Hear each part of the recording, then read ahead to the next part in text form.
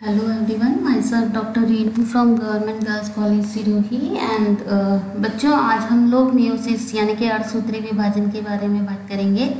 इससे पहले की क्लास में मैंने आपको माइटोसिस यानी समसूत्री विभाजन के बारे में बताया था, तो उसी की कंटिन्यूएशन में बीएससी सेकेंड ईयर के लिए है। Meiosis.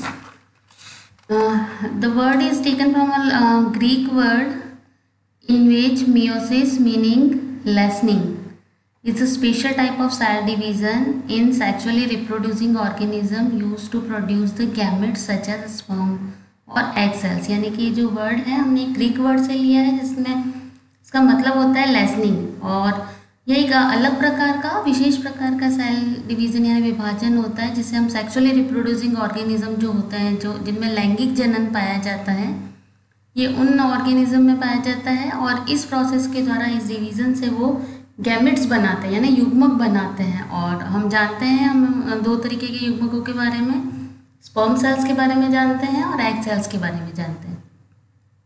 It involves 2 rounds of division that ultimately result in 4 sales with only 1 copy of each chromosomes. यानी कि इसमें जैसे माइटोसिस की अगर हमने बात की थी तो वो एक साइकिल में ही कंप्लीट हो जाता था, लेकिन इसमें 2 डिवीजन्स होते हैं, मतलब 2 साइकिल्स में चलता है। मेयोसिस 1 एंड मेयोसिस 2 यानी अर्धसूत्री विभाजन 1 होता है, उसके बाद में अर्धसूत्री विभाजन 2 होता है, तब जाकर के ये कंप्लीट होता है।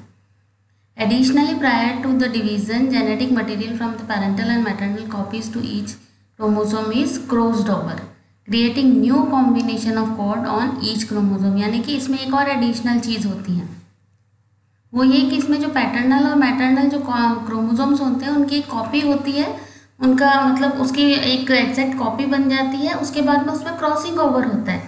क्रॉसिंग ओवर के प्रोसेस के लिए हम आपको एक अलग से क्लास लेंगे, क्या होता है क्रॉसिंग ओवर और कैसे यह प्रोसेस कंप्लीट होती है। और ये क्रॉसिंग ओवर ही वो कारण होता है जिससे कि जो हम कहते हैं कि न्यू कॉम्बिनेशंस बनते हैं, क्रोमोसोम्स के सेट बनते हैं नए, जिससे कि जो नई संतति बनती है, जो न्यू ऑर्गेनिज्म बनता है, उसमें वेरिएशन होता है as compare to their parent one.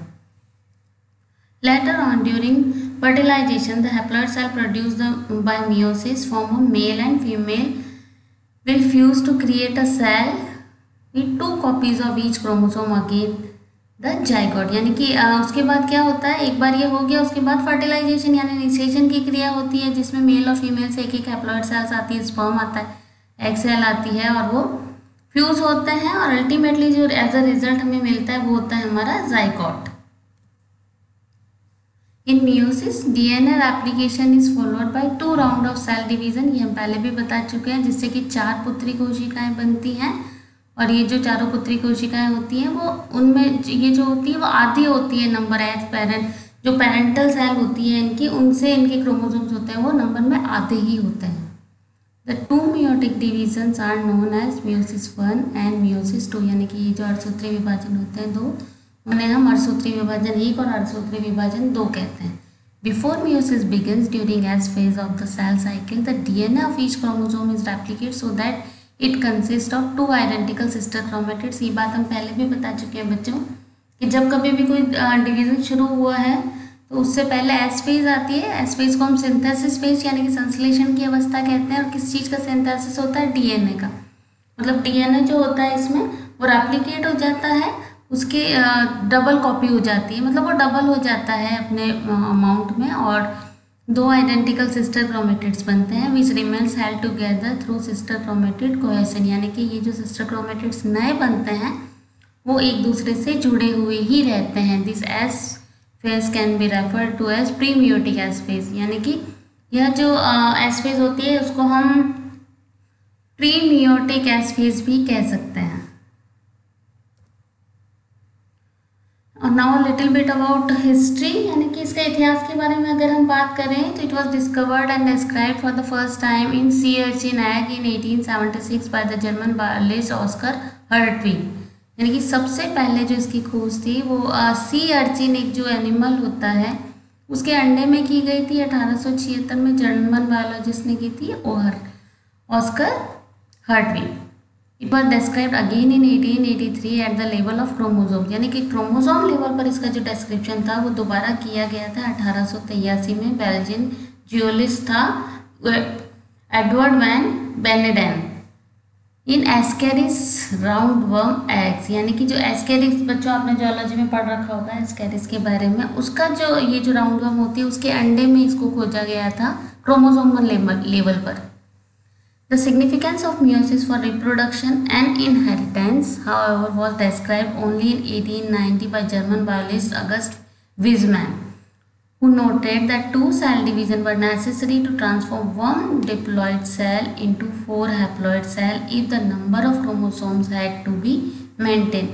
यानी कि मियोसिस और उसमें जनन में और इनहेरिटेंस, यानी कि एक पीढ़ी से दूसरी पीढ़ी में अगर हमको किसी लक्षणों को सुरक्षित रखना है तो उस लेवल पर अगर हम बात करें तो मियोसिस की जो डिस्क्राइब किया था वो विजमैन साइंटिस्ट थे, बायोलॉजिस्ट थे वो एक, उन्होंने ये बताया था कि अगर हमें क्रोमोसोम्स के नंबर को मेंटेन रखना है, एक पीढ़ी से दूसरी पीढ़ी में किसी प्रकार के कोई एब्रीवेशंस नहीं लाने हैं, तो इसके लिए मियोसिस में 2 सेल डिवीज़न ज़रूरी होते हैं, 2 बार डिवीज़न होना ज़रूरी होता है, जिससे कि जो डिप्लॉइड सेल होती है वो दोबारा से हैप्लॉइड सेल में कन्वर्ट हो। इन 1911 the American geneticist Thomas Hunt Morgan detected crossover in myosin in the fruit fly Drosophila melanogaster, यानी कि सबसे इम्पॉर्टेंट खोज जो की गई थी वो 1911 में अमेरिकन जेनेटिस्ट थे TH मॉर्गन, इसका नाम आपने पहले भी सुन रखा होगा बच्चों। इन्होंने सबसे पहले ड्रोसोफिला मेलानोगास्टर में क्रॉसिंग ओवर को डिस्कवर किया था। The term meiosis is derived from the Greek word meos meaning lessening। ये हम पहले भी बता चुके हैं बच्चों कि ये टर्म जो थी वो ग्रीक वर्ड से ली गई थी, introduce by farmer, JB farmer थे और मोरे, इन दोनों ने मिलकर के इसको इंट्रोड्यूस किया था 1905 में using the idiosyncratic rendering meiosis. मतलब इन्होंने इडियोसेंट्रिक जो होती है रेंडरिंग थी उस प्रोसेस को कंप्लीट यूज में लेकर के मियोसिस को डिस्कवर किया था, मियोसिस को डिस्कवर किया था, pardon. And the process of meiosis is divided into 2 stages, यानी कि अगर हम बात करें अर्धसूत्री विभाजन की तो उनको 2 अवस्थाओं में हम विभाजित कर सकते हैं। ईच स्टेज इज फर्दर सब डिवाइडेड इनटू सेवरल फेजेस, यानी कि हर जो ये अवस्था होती है उसको फर्दर बहुत सारी छोटी छोटी स्टेजेस में डिवाइड किया जाता है। First one is meiosis first, पहला जो अर्धसूत्री विभाजन प्रथम होता है उसको फर्दर हम डिवाइड करते हैं prophase first, metaphase first, anaphase first, telophase first and cytokinesis की प्रोसेस होती है। उसके बाद में हमारा अर्धसूत्री विभाजन 2 यानी द्वितीय अर्धसूत्री विभाजन आता है, इसको फर्दर हम फिर से डिवाइड करते हैं prophase second, metaphase second, anaphase second, telophase second and cytokinesis second. Now the slide is showing the diagrammatic representation of meiosis। बच्चों आप देख सकते हैं फर्स्ट जो हमने एस फेज जो डीएनए एप्लीकेशन की फेज बताई, प्री मियोटिक फेज बताते हैं, उसके बाद में मियोटिक डिवीजन फर्स्ट शुरू होता है, सेल डिवीजन फर्स्ट होता है, उसके बाद में मियोटिक डिवीजन 2 यानी कि सेल डिवीजन 2 होता है। ये एक जनरल इंट्रोडक्शन था बच्चों कि क्या होता है अर्धसूत्री विभाजन, किसने खोजा था, कब कब खोज हुई, किसने नाम दिया, मियोटिक डिवीजन कैसे होता है, इसको 2 भाग हम बता चुके हैं, बांटा गया है। इससे अगली क्लास में हम अर्धसूत्री विभाजन प्रथम की बात करेंगे और उसके बाद की क्लासेस में उसकी कंटिन्यूएशन में आगे की थ्योरी। थैंक